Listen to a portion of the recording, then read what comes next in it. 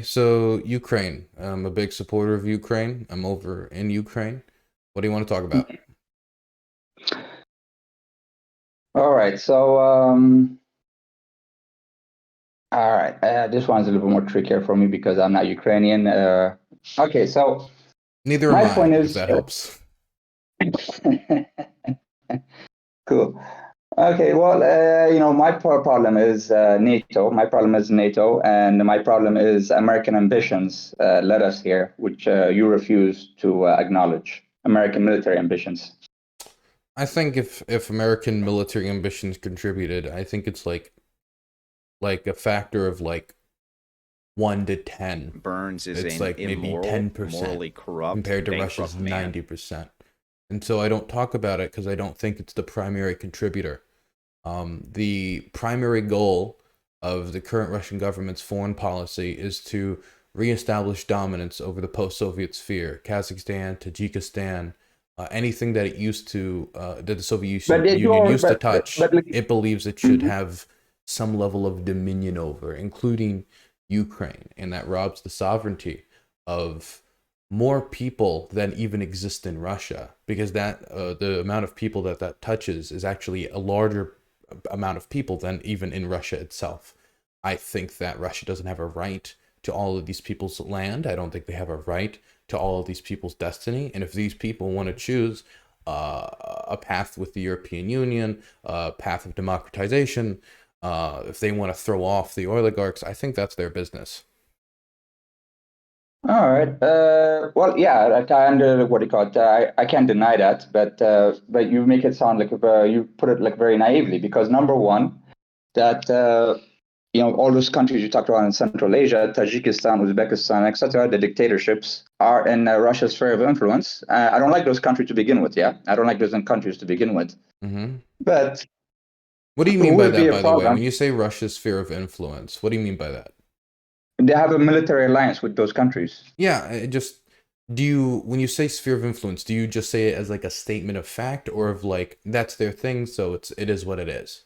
No, Like no, it's a that's what they statement of fact. They okay. have military alliance and what do you call it, and economic alliances and etc. Yeah. And what was it before? Like, I mean, and because of what happened in Ukraine, because there was a little protest. Right now Russia is on edge because what do you call it? We're saying that Ukraine's futures with with the NATO and Well, etc. when we say we say That that, the Ukrainians are also saying it. All polling data seems to indicate that I think 70 to 80% of Ukrainians want to be within NATO and want to be within the European Union.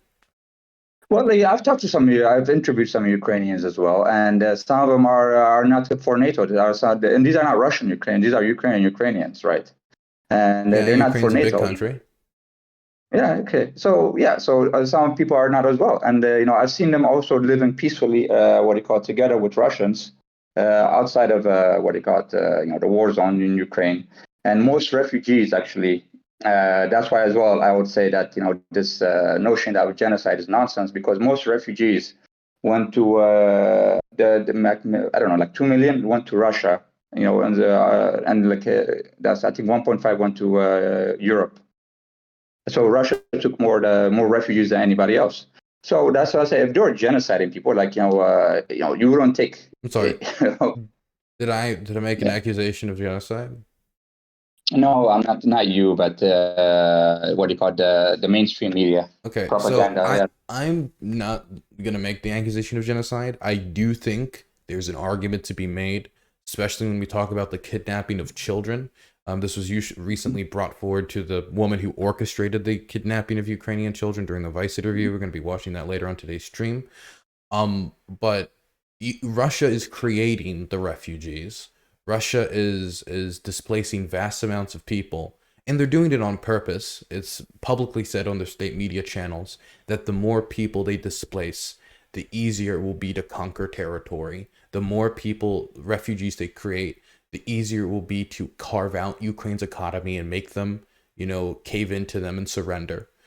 So it's very hard for me to take in any belief of humanitarianism from the Russians when you create the refugee crisis. This would be like it's almost like, well, hey, America took in a lot of Vietnamese refugees after the end of the Vietnam War. It's like, oh, wow, that's crazy. How did those come to be?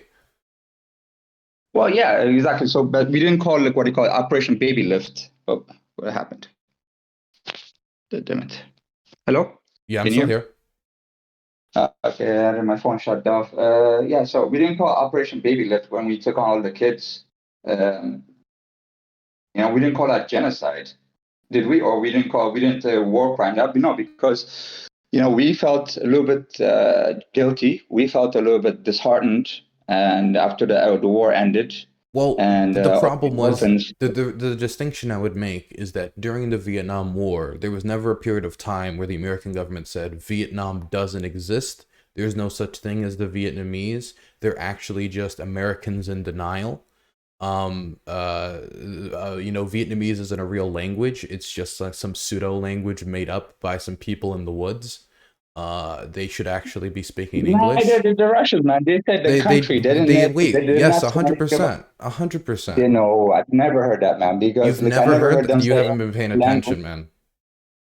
No, like I mean, I've been paying. Who's like? I mean, maybe some radicals probably said it, but I'm pretty sure The Putin didn't president say of the that. Or Russian Federation, Vladimir Putin, said that Ukraine does not have a right to exist. Russia created Ukraine during the start of the Mhm. Soviet Union. It was created as a social construct by Vladimir Lenin. And on Russian state TV, they regularly talk about how the Ukrainian language is fake, how they're self-hating Russians, and they need to be taught to be Russian. And this is part of the what is so nefarious about the kidnapping of Ukrainian children. Many of the Ukrainian children that have come home have given reports about how they were forced to sing Russian songs. They were forced to try to take Russian citizenship. If they shared any pro-Ukrainian sentiment, they were severely punished.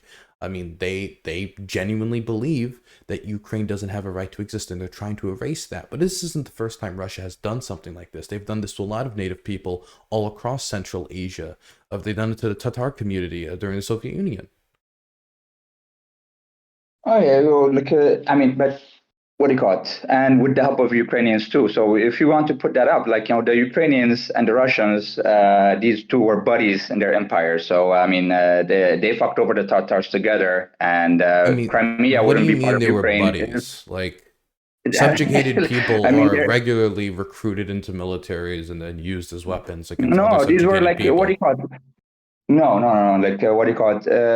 What do you call it? Ukrainians and Russians are like Scottish and English. So it's not what do you call it? So it's like what if the British Empire went and fucked shit up? You can't say I'm a Scotsman. I wasn't part of me. No, like it was you too. So I mean, they're saying like the Russian Empire. What do you call it? The Ukrainians were right there with them, and what do you call it? And the Soviet Union especially. Three of the leaders of the Soviet Union were Ukrainian. So Nikita Khrushchev. Actually, four of them, actually. Nikita Khrushchev, Leonid Brezhnev, who else was there? Yeah, Gorbachev and Chekhov as well. Chernikov, I think that's the name, Chernikov. So all four of them were of Ukrainian descent, or like have like what do you call our half Ukrainian, or that kind of stuff. So you have Ukrainian blood in them. So this was just like a Slavic empire, like the Russian Empire was Slavic empire that treated others badly. But yeah, these two were together, and what do you call it? The Cossack battalion, which is a Ukrainian battalion, was one of their most feared battalions that went in the most of the time in the vanguard to fuck shit up. So to say that what do you call it? Ukraine was a colony of Russia is erroneous. It's at bad, and like what do you call rewriting history. No, well, it was a colony of Russia. They banned the No, it's not. Ukrainian language. They tried to discriminate against the Ukrainian language. Many Ukrainian authors had to flee Ukraine, and they had to flee to Austro-Hungary because they were not able to freely practice their poetry. They were not able to freely Like practice I their told you, art. church Many leaders, man, Ukrainian church political leaders. dissidents were murdered by the Russian state for advocating for independence, for advocating for more Russian civil state rights, for more ruled by civil liberties Ukrainians. for Ukrainians. They regularly engaged in brutal murder campaigns across Ukraine, where they went to people who did disagree with the government or did show any resistance to either during the Russian Empire or during the Soviet Union, and they butchered locals who opposed them. I don't want to get into the history of the Holodomor right now because I have a weird feeling we're going to have a very different interpretation of that historical event. But there was many different times where the Russian Empire either abused Ukraine and the Soviet Union, maybe to a lesser extent than the Russian Empire, but I mean, it's very hard to top the Russian Empire, also mistreated Ukraine. No, but like these people have the same, what do you call it? They have the same saints. They have the same church. So that's what I'm saying. Like, to say, Well, they and don't what do you have call the it? same And church. This is a massive issue in Ukraine right now. A massive no, issue. they did. They separated them right now, but they did have the same church. They did have Yeah, the and same church, but now they what separated is them. the head of the Russian Orthodox Church? What did he say about Ukraine in this war? What did he say? But He but said that if he. somebody goes to Ukraine for the fighting in the Mhm, Russian army and dies, they will go to heaven.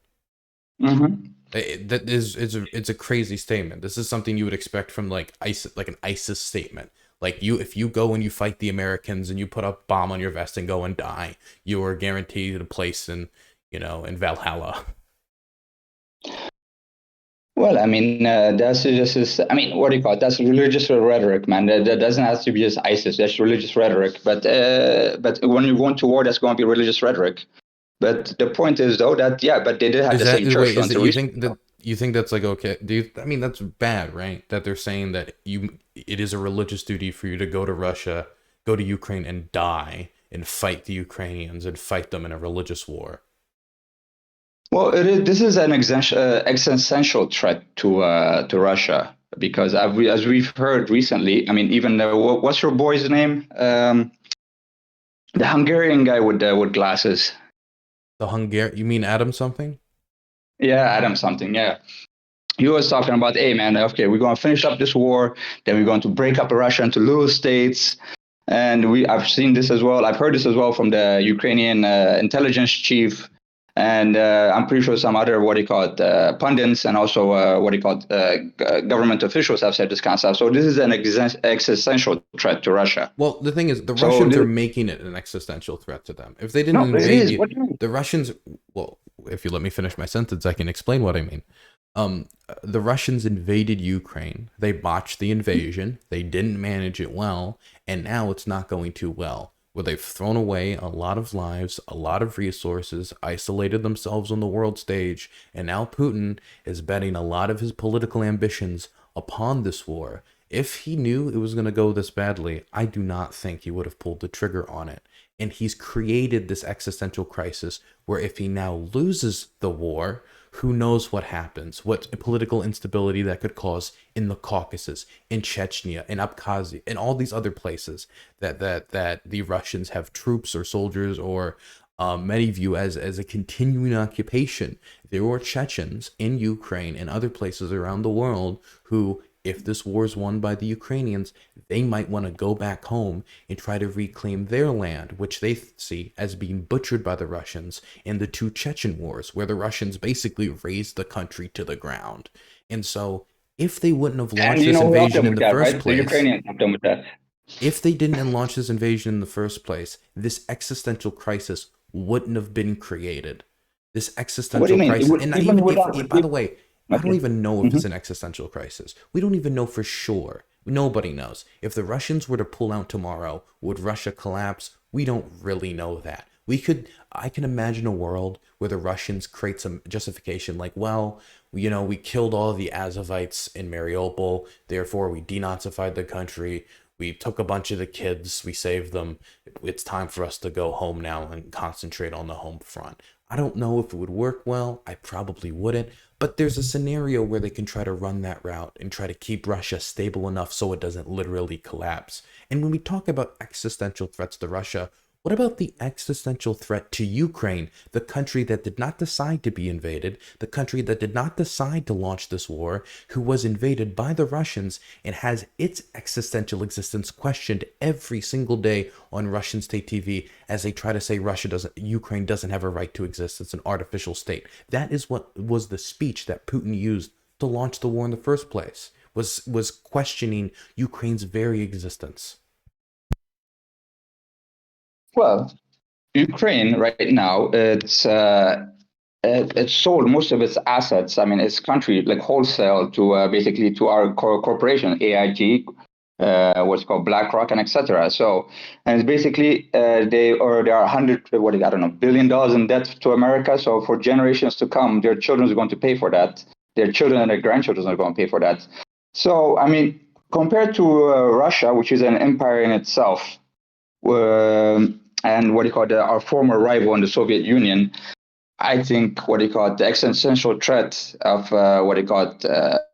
of a civilization and an empire that was that survived for a couple hundred years. I don't know, maybe not a couple hundred, even more than that, is more of a thing than this not even the existential threat of Ukraine. For number one, nobody put Ukraine under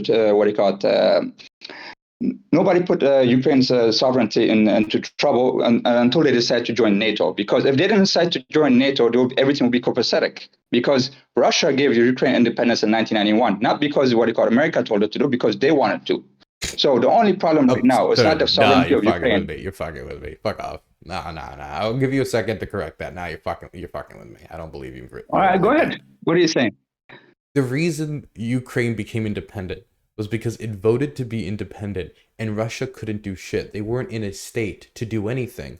They couldn't have stopped Ukraine if they wanted to. They couldn't have stopped Estonia, Latvia, Lithuania. The economy was collapsing. When Putin got into power, one of the first things he did was just closing like 2/3 of Russian military bases, because the entire military apparatus, the government apparatus in the Soviet Union, was unbelievably bloated and unable to sustain itself. And we can see this most clearly through the failed Russian invasion of Chechnya during the Yeltsin administration. Chechnya is 1/50th, 1/60th the size of Ukraine, with 1/20th the population, and they failed in their invasion. They had to prepare for another 4 years before Putin gave it another go, and it was still difficult for them to deal with Chechnya.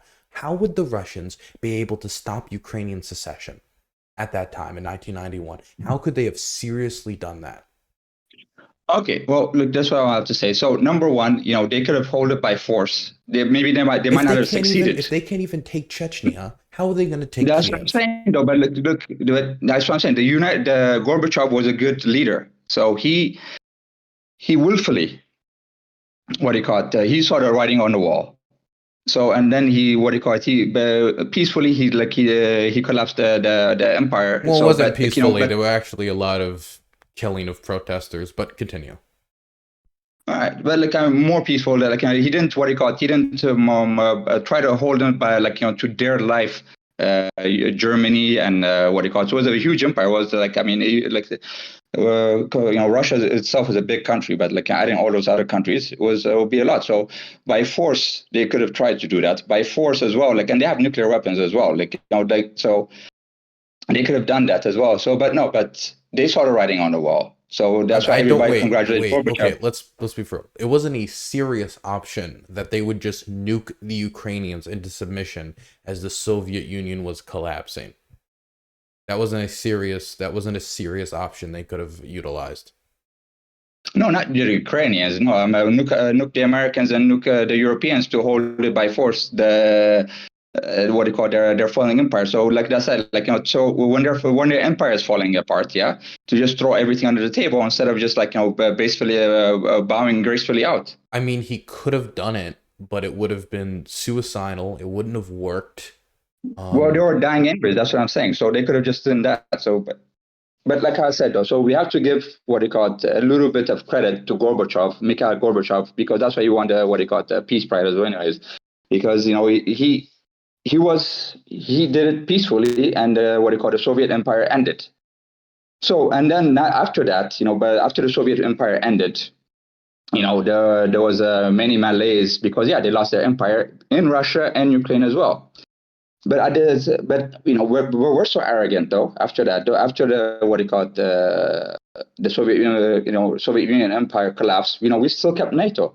After the Soviet Union collapsed, I think America should have moved all its troops out of Europe, because we're still expanding even before this war, right? We're expanding military bases in Italy. We're expanding military bases in Portugal. I don't know who's going to invade Portugal right now. Russia? No.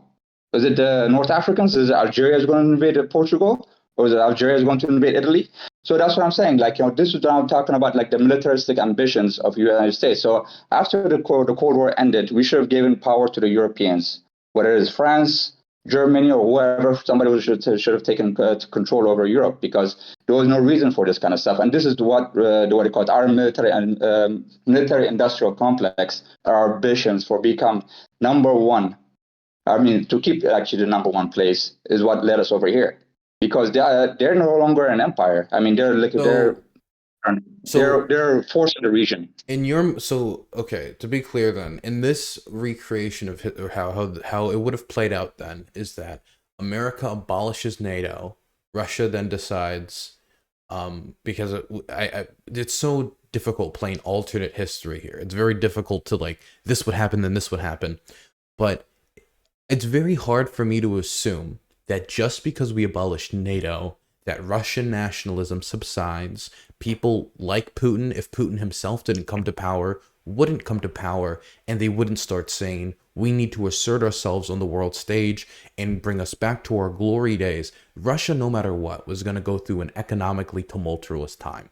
They were going to. Maybe it could have, the dissolution of the Soviet Union probably could have been managed better, but resurgent nationalism after the collapse of the Soviet Union, we saw it happen in Yugoslavia, we saw it happen all across Europe. So it's hard for me to imagine that just because we abolished NATO, that necessarily means that Russia would then be 100% peaceful, and there's no scenario where now they're going to start invading their neighbors again. Where if Chechnya secedes in this world, that they're going to be like, okay, that's fine, Chechnya can be its own country. Or that. No, that's not what I'm going to say. But I'm just saying, though, like, it would be like, we wouldn't have this kind of war, though, right now, though. And we do not like, know that, because this is a really big problem for me, is that this war is not just about NATO. In fact, I don't even think that the primary motivator of the invasion necessarily can even be pinned on NATO. Because when the Russians decided to invade Ukraine in 2022, when that invasion came, the February invasion, they had already stopped Ukraine from any NATO ambitions. By them having control of Crimea, and by them having control of 1/3 of Luhansk and Donetsk, by NATO's own charter, Ukraine cannot join. It is impossible for any country that has a military dispute with any other country when it comes to territory, a territorial dispute, to join NATO. On top of the fact that both the French and the Germans, even before the invasion of Crimea, were not going to sign on to Ukrainian NATO membership. In order to have Ukraine join NATO, you have to have every single NATO state agree. Hungary, France, Germany, every single one. You weren't going to get the French to agree, you weren't going to get the Germans to agree, and you certainly weren't going to get the Hungarians to agree. And you need the Turks as well. Right. Yeah, I got you. But what I'm saying, though, like, even if if NATO left, we still have a Euroforce, though. I mean, the Europeans are not are not powerless. I mean, France is not a powerless what percentage country. Of our aid what percentage of the aid to Ukraine is American compared to European? Well, right now, but I'm just saying, though, if NATO left, I'm pretty sure they would have their own military force there, and probably even Russia would probably join. Who knows?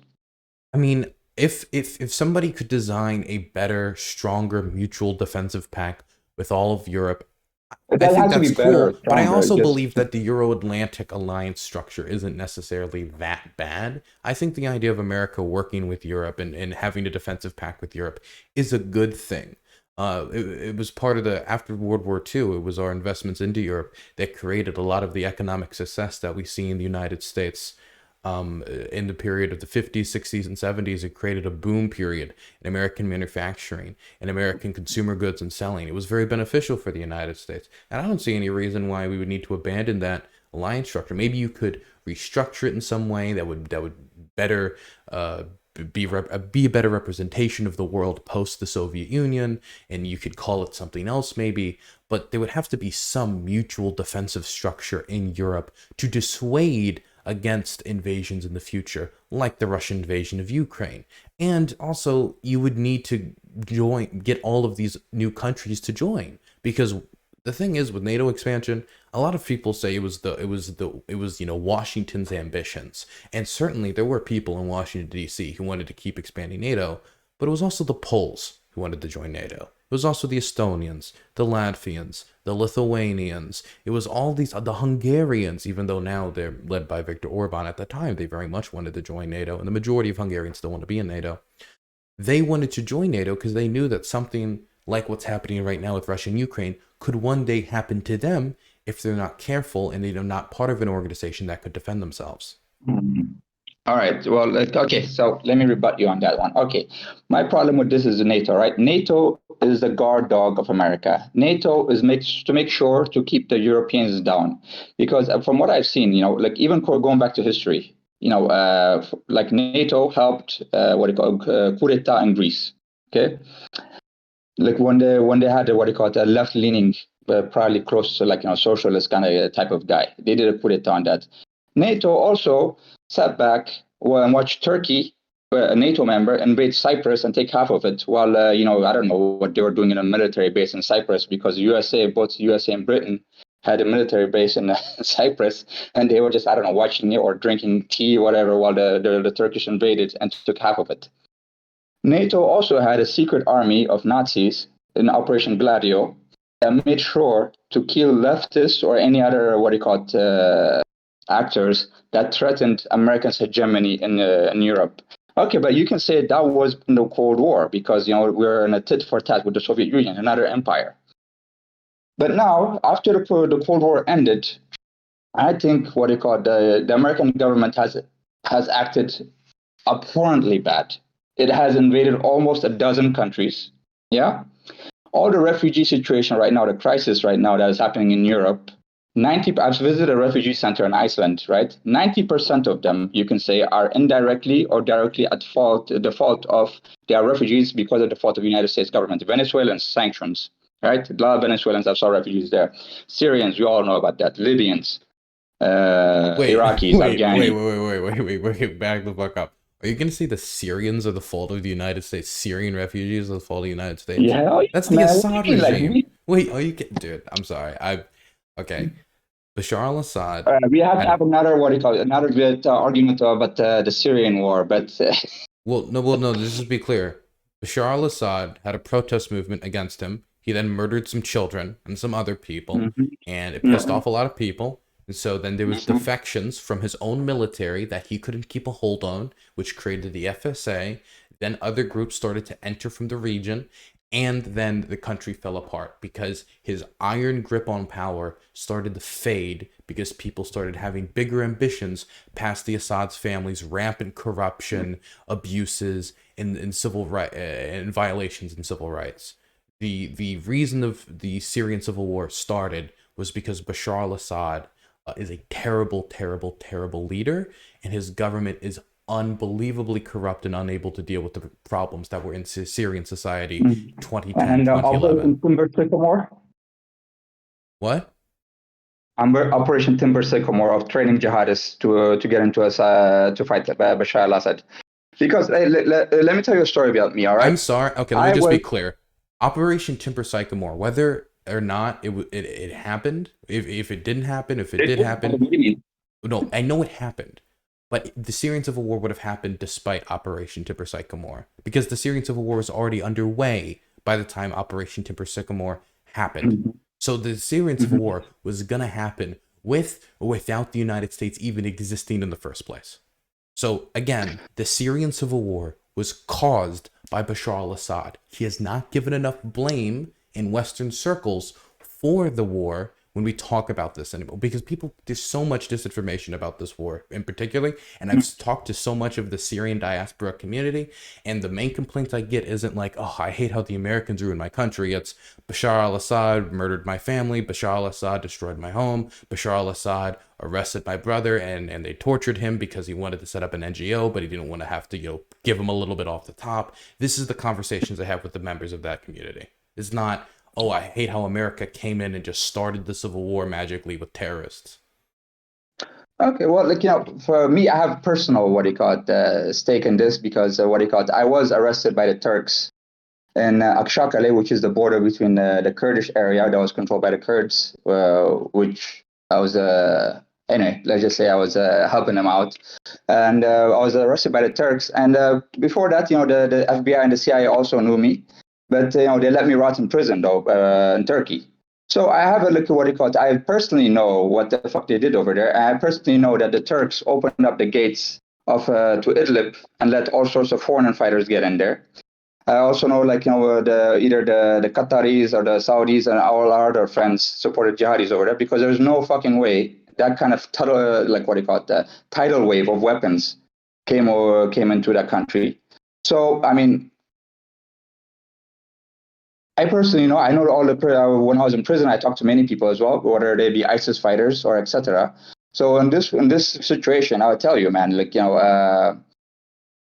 United States started that war, man. They maybe not even started that true. war. I'm sorry, man. It's just a Yeah, lie, man. well, like, I mean, Like, because the problem is you when can you go talk there about and Operation check it Timber out. Sycamore, it's going to be like, well, America, funneled weapons to FSA units, and Saudi Arabia funneled They weapons. fucking The Turks FSA, opened the border. FSA But you know shit, what's man. never talked FSA about? shit. It's never talked about Russian funneling of weapons. It's never talked about the brutality of the Russian air campaign. You know what's never talked about? The Iranian-backed militias that were sent to go save Bashar al-Assad's ass. Did they start the war? Was it the Iranians? Was it the Russians? No, it's Operation Timber Sycamore. Give me a joke. The reason the war started in the first place was because Bashar al-Assad engaged in another brutal crackdown, just like his father did before him, just like he engaged in 2004 during the football protests in northeastern Syria, just like he did a million other times, and this time his people had enough. There were defections from the military, not organized by the CIA, organized locally, and then the Civil War started, and that's when all the foreign influence came in.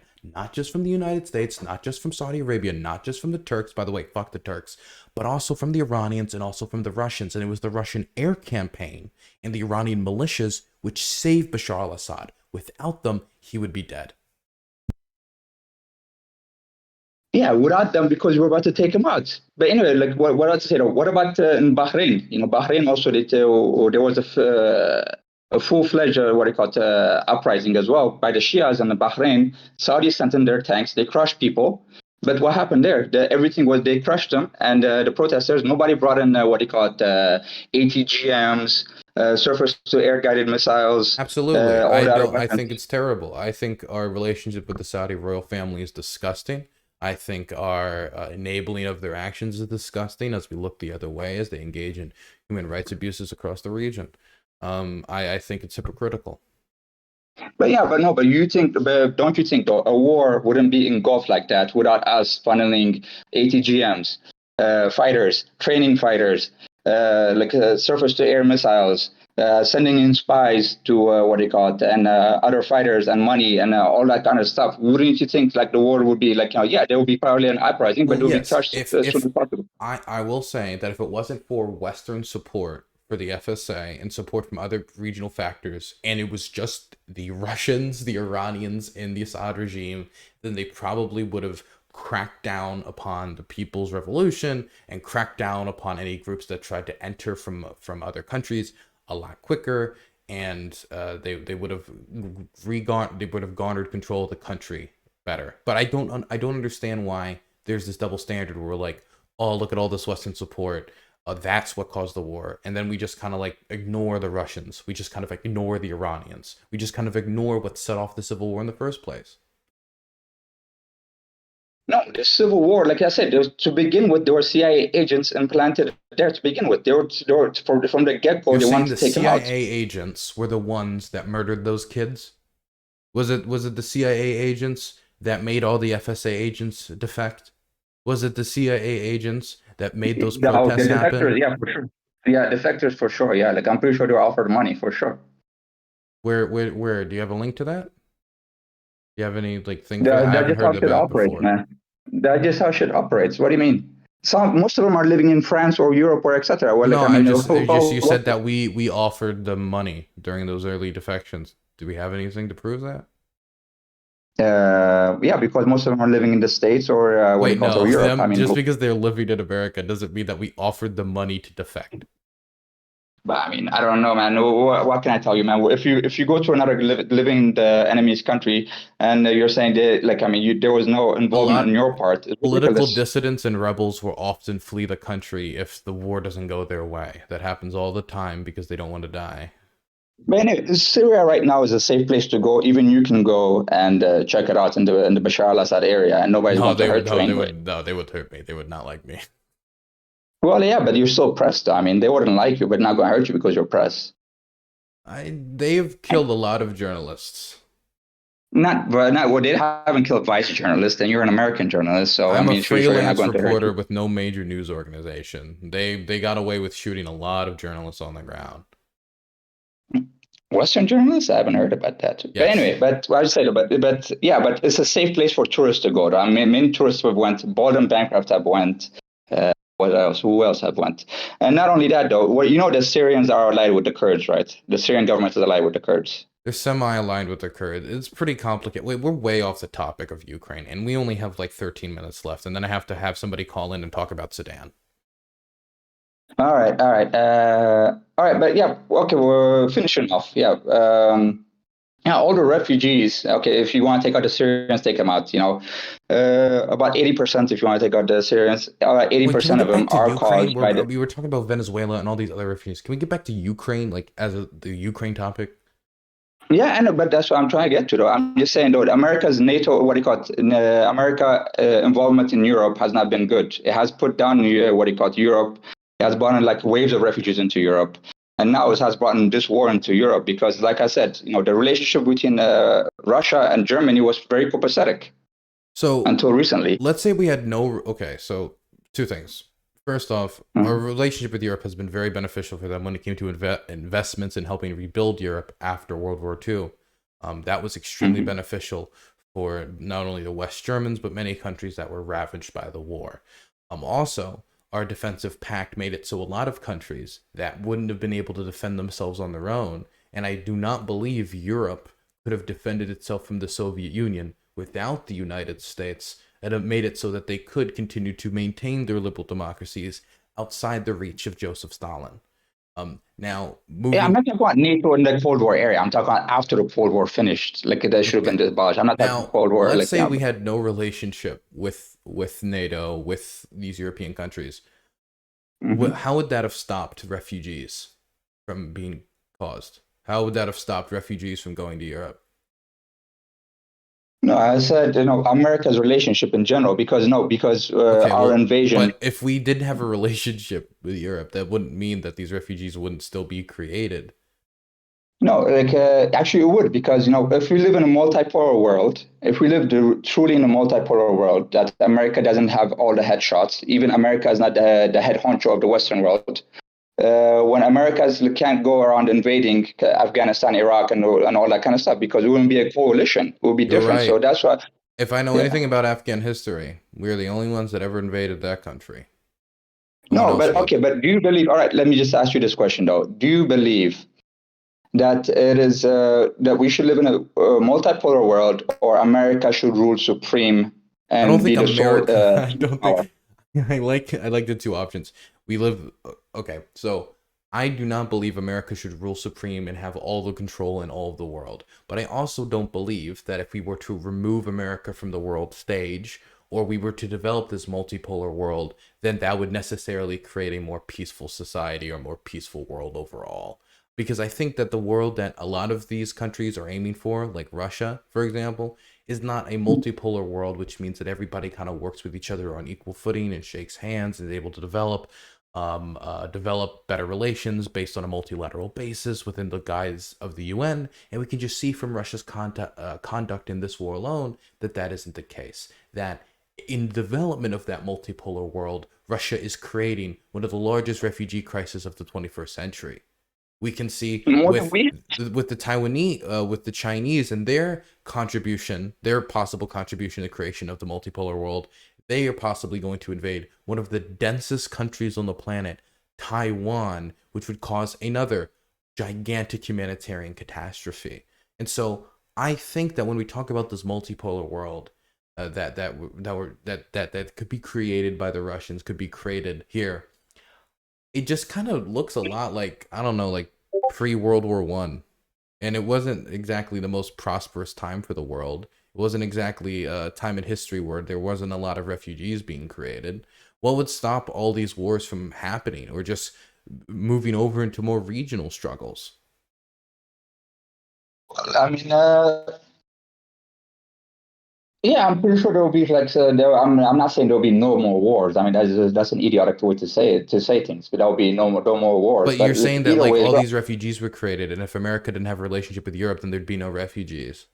It's silly. no, I'm saying right now. No, I'm saying right now that what you call it. There's one guy. There's one Pax. There's one sole superpower, the reigning supreme, which is America, which Mm-hmm. is trying to keep that number one spot. Yeah, and it has invaded at least 10 countries, and then coup d'etat since the end of the Cold War. So I mean, America has gone mad, man. I mean, with power.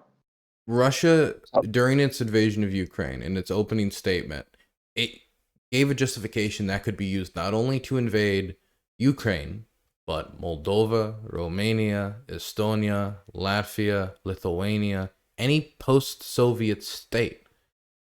I think honestly, the only reason that they Come can't on, do it is because there's a wall in the way, and that wall is NATO. no, I mean, look what you call it. Even without America or NATO, I'm pretty sure that the French, the Germans, and other countries would have built a Euroforce. That's what Macaroni, I was about to call him Macron, Macaroni. Macron, he said, we should abolish NATO and create our own Euroforce. We should not be like what you call it, Okay, that's what the dependent on French want to America. do, but I don't necessarily Yeah, just because the French want to do it that everybody's going to follow suit. And just because the French want to do it doesn't mean the French are going to want to stick their neck out for the Eastern Europeans. Are the French really going to want to fight a war over Estonia, Latvia, Lithuania without the support of dude, the man, United they States? invaded, bro. They invaded Russia before, man. They're just as power hungry as America is, man. They You mean still like want their in own basic power. 1915? Like over 100 years ago? They're still an empire, my guy. A small one, but they're still an empire. You cannot invade Russia. It's impossible. I know They they're have not going to. nuclear They're not going to weapons. invade Russia, but The they still have dynamics are nuclear completely weapons. different. I know, but they still have nuclear weapons, submarines, and what do you call it? And I'm pretty sure they can build what do you call it? Are you telling me that Europeans cannot build a what do you call it? A united front without America? That they need America to help them. That they're such babies. If you That's look what at I'm the amount saying. of contribute, if you look at who's giving the lion's share of aid to Ukraine, I don't know. I mean, they haven't stepped up to the plate enough yet. Yeah, because we pushed for this war. This is our war to begin We with. I didn't mean, nobody push wants for the this war. war. What do you mean we pushed for the war? I mean, what do you mean? Like, other people wanted to negotiate. Like even France wanted to negotiate before the war started. They say, I bet, like but at the end of the day, the people calling the shots are UK and America. So I mean, they wanted to say, okay, man, we're not going to play with this game with Vladimir Putin anymore. We're just going to what do you call it? Put And what what do you was it call it? exactly that they wanted to negotiate? What was their offer? Because I remember the offer being, we drop our nuclear umbrella status over much of Eastern Europe, which was already just a non-starter. All of the proposals I saw were just non-starters. They were just, it was basically, I we're don't holding know. a gun to Ukraine's head. Here's a list of demands. That's what the Russians did. Well, but nobody wants to take a negotiation. I'm pretty sure in the West, in the US and UK, nobody wanted to take a negotiation. France wanted to do the negotiation. Germany wanted to do the negotiations. The German But general, okay, look, I'm that sorry. guy, Negotiation in and of itself is meaningless if you can't come to terms. So what was the terms that could have been agreed upon? What proposal was okay, made that was actually a serious proposal that wasn't a non-starter? That would have actually been like, you know what? I think we can consider this. I think this is a reasonable request, and we're willing to accept it on behalf of making sure Russia doesn't invade. Not to mention, we had no clue if they were actually going to invade or not, because the whole time Russia was saying, we're not going to invade. We're not going to invade. How do you even negotiate with somebody who's not even being serious with you? The whole time they're saying, but we're not going to invade, but also here's our list of demands. I thought you said you weren't going to invade. no, but okay, but I'm just saying though. But even before that, though, when the German general he said that Crimea should stay with Russia, and Russia should what do you call it, Russia and Putin deserve respect. He lost his job, the admiral. Yeah, That's how good. fucked up it is. Like, what do you mean? Like, just because he's saying that we should give respect to somebody, he No, lost his no, no, job. You no. see, It's that's how not you that. act. Wait. Okay. Okay. Think about what you just said. You said two things. Which one do you think is the statement that I had more of an objection with? Is it that we should The Crimean respect one. the, yeah, okay. It's not because he said we should respect the Russians. I don't have this like hate boner to an extent. Like we just need to like every time we see Putin, we need to flip him off. Like, yeah, I think a general saying we should give them the Crimea is way outside of his purview. That's not a decision for him to make. Number one, he's not a politician. He's not supposed to negotiate that. He's a general. Number two, he's not Ukrainian. And yeah, but Ukraine are not making the decisions here either, man. Don't let's not be foolish here. I mean, if you're giving somebody $100 billion, basically you own them and you're making decisions for them. We do not own the Ukrainian people. If we owned the If you Ukrainian don't, people, if we please, owned my the guy. Ukrainian people, they would have accepted the deal Yanukovych offered them during the Euromaidan, like Victoria Nuland talked about, and in the No, phone what do you calls. mean? Like everybody knows that America wants to fight Russia to the last Ukrainian. That's what like that. I mean, what do you call it? I mean, that's a fun If you, catchphrase. I mean, it's not just a catchphrase. It is more or less the truth because what do you call it? If we give them $100 billion, and basically we own those people because basically they're so in debt to us. I mean, basically, like if you can see like America's relationship around the world, most countries that we are Okay, where we wait. have relationship don't jump if we don't tell them to jump. Like in this kind of situations, Turkey that the only country that does that kind of things is Turkey, which is a rebel country, like Erdogan, which is an ally, but he does what he wants when he wants to. So this But most countries they have to follow us. the thing is, Ukraine wants the aid. They're asking us for the aid. They're asking us for the military assistance. You poll the Ukrainian people, they're gonna say yes. We want the aid. We want the ability to win this war. That's what they But want. that hate doesn't come from It's in line with what their government wants here. It's what their government's But pursuing here, and so we're giving them what they want.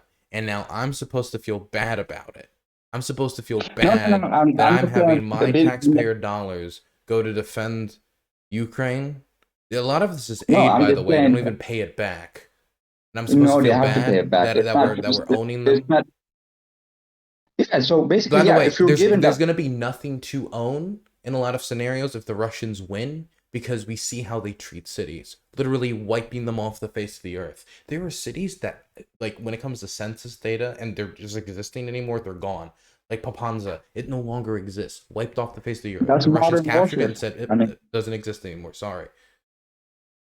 yeah, that's modern warfare. I That's no, mean, no, no. but like That's it's not horrible. modern warfare. That didn't exist on the same. This doesn't exist on the same scale in every war. A lot of countries have fought wars where we didn't wipe off entire Yeah, yeah. cities But off the like, face we of the earth. haven't we talked That's about like Russian we're war talking about. doctrine. That's how the Russians operate. Okay, I'm gonna have to I let you mean, go in a second here. okay. Uh, Yeah, but in closing, I have to say though that I'm against this notion that the neocons have, or even the American government has, that it wants to be the sole superpower and it wants to keep that. Our economy is failing economically wise. Yeah, a lot of countries are rising: Brazil, India, China, etc. So only thing we have is military force, and we're using that to the utmost way. So, like I'm just saying, we're causing a lot of damage for everybody. So I think at that If sense, the we need to stop for that. if the only thing we have is military force, why were the Chinese so angry when we instituted all those sanctions in relation to like chips and manufacturings of microchips? No, we have economics too, but I mean, other countries are rising. Though we're not still not going to be the top dog. I mean, what do you call it? People are living the dollar right now, as you can see with the Brazil, China. They're trying to like replace the dollar. So it's going to be sooner or later By the that way, so economic I just want to wise. know is are you willing to sacrifice the Ukrainians in just this goal of building the multipolar world where, if the Russians have to butcher this country and just knock it down a few pegs, kill a few 100,000 people, maybe a few million, who knows how long it goes, well, at Mhm. the end of the day, it creates a multipolar world, so it is what it is. No, I'm willing to say that what do you call it? All the American what do you call it? Friends of Ukraine, if they leave and what do you call it? Elect a new government that is neutral, that doesn't stay in NATO or what do you call it? Doesn't join Russia, that is neutral. Then I'm pretty sure even the Russian would agree with that one. That there will be a new government that is neutral. That's so Yeah. you called me naive early in this conversation. That's unbelievably naive, my guy. I mean, You think they're going to they've like? already annexed like 5 separate provinces in Ukraine. They've explicitly said that they will not be returning those provinces, but that is a Yeah, they would not be. non-starter for the They should. Ukrainians. Yeah, that is a non-starter for the Ukrainians, but that's what I'm saying. But like, I mean, let's see if they can take it back, man. I mean, but well, let's see if they can take it Okay, back. But I don't think by they the can way, take if I it back. treated Africa this way, would I wonder if you would like give me like a different treatment? If it was like, so we coup one of your guys, it is what it is. Like, get another government, stop sucking. Like, would like it is what it is. Like, let's see if they can get a government on their own. Then, like, stop it Well, then. if it was a French puppet government, yeah, I mean, go ahead, do it. I mean, if it was a French puppet government, and the Egyptians say they don't want the French puppet government in my country, I'm good to get rid of the French puppet government because it's doing French biddings first, not my bidding first. Because the Ukrainian government is doing Washington's bidding first, You're not what's saying they're good for the doing Ukrainians. Washington's bidding first, but you're making that assumption based upon that it is not in the interest of the Ukrainian people, who disagree with you, by the way, to take back their land, which the vast majority of them want to do. And the easiest way for them to do that is to get support from its Western allies, which it has used to regain territory in Kherson, to regain territory in Kharkiv. They've used it to regain over 50% of the territory the Russians captured since February 24th of last year. 50%, really? Come on, man! Don't be like that. That's Like wait. No, that's not. No, that's just a statistical fact. 50. They took over 50% of what Russia took over. Yes, 50% yes, that is took a over. that I'm is not a talking about invaded. statistical fact. Yes. They took over like a whole city, like of Mariupol. What do you mean? Like, I mean that The Russians Mario. took Yeah. a bunch of stuff, but a lot of people don't remember how much has been recaptured. They captured a bunch of territory. The Russians captured a bunch of territory around Kiev. All of that was recaptured. They captured a bunch of the stuff in the Kharkiv Oblast. The vast majority of that was recaptured in the Kharkiv No, counteroffensive. even though They all of captured Kharkiv is the not only finished. provincial capital they've captured in the whole war was the capital of Kherson, the city of Kherson, which has been recaptured as the Russians were pushed over the Dnieper River. Yes, over No, 50% of the Mariupol, territory that they've Melitopol. captured since February 24th has been recaptured by the Ukrainians. I don't know. But anyway, yes. Okay, I'll give you that You can one. Google it if you But want. I mean, I'll Google it. But we'll have to see, though. I mean, they're not going to take over Crimea. But I'm just saying, though, if they want to throw their bodies against what do you call it, against this war machine, which is like I don't know, 10 times bigger than them, they can. But I'm pretty sure that they don't want to do that I would because, feel as you can like see as well, somebody who was talking so much about the power, like the evils of neocolonialism, and from like I feel like somebody looking from an African perspective should, know better as than an anyone African that perspective, a I smaller understand that what resistance. you call it. I understand that Ukrainians are fighting for NATO's bidding, which is the number one superpower, which is For also NATO's fucking us over. bidding. Dude, this is NATO's you're bidding. talking down to Ukrainians. That's what you're doing. You're talking No, down to I'm them. talking back to NATO. No, I'm You're talking back to talking the down to them. Ukrainian. Because No, when I talk to Ukrainians, you know what they say? Oh, I don't want my family to end up like the families in Bucha did. Oh, I don't want to end up because I mean I know people who lost people on the mass graves in Izium and shit. And when I talk to them, they're not saying, "Oh, I want to make sure the Western policymakers get the polish as much money for Raytheon as possible." They're gonna say, "I want to make I'm sure here that the with, people are filling I'm up here with mass graves in my Ukrainian country refugees too. leave so they can stop Here filling with up mass graves." Dylan, I'm here with Ukrainian male refugees too, and they don't want to be part of this war as well. A lot of male left as well. They don't want to be part of this war too, and a lot of them are like that are still in Ukraine are getting dragged to get to fight the war. They're not. They don't want to fight this war. I'm still with like a lot You're of male just refugees lying. The too. vast majority of Ukrainians polled say that they want to continue to fight till victory. There is no I don't know pollster in about the the vast world that would majority. disagree with I'm that just saying from statistic. what I see over here. I'm just saying from what I see over here that the male like refugees here are not for the war. A lot of them are By not the for way, the I war. know a lot of people who are scared to fight. Like personally, I even know a few draft dodgers, unironically, who don't want to serve, but also still support fighting, but they'll still dodge the draft. A lot of people have a lot of personal reasons for not being able to engage in combat, like, for example, having to take care of kids, being a single father, a million other reasons that could make it so that they don't want to serve on the front. It could be, but anyway, Okay, I we'll gotta see how it go. goes. And I gotta go because I have to have this conversation about Sudan. okay, peace, man. Bye. Peace, bye bye.